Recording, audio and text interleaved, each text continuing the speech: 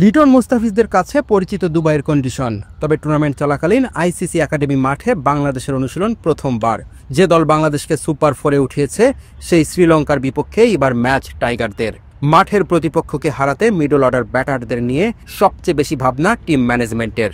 আফগান ম্যাচে পঞ্চম বোলারের অভাবটাও বেশ ভুগিয়েছে লিটনকে।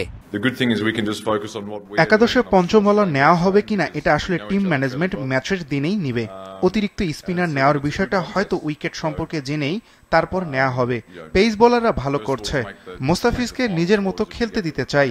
ও যেমন চায় সব স্বাধীনতা দেয়া আছে তাকে।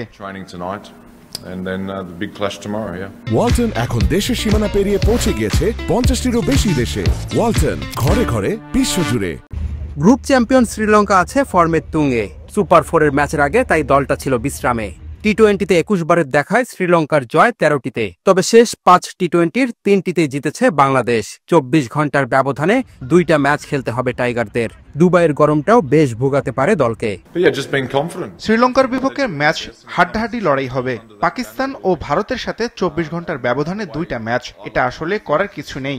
এটা আন্তর্জাতিক ক্রিকেট, সবকিছু মেনে নিতে হবে। আমরা লঙ্কানদের সাথে নিজেদের সেরা খেলাটাই খেলতে চাই।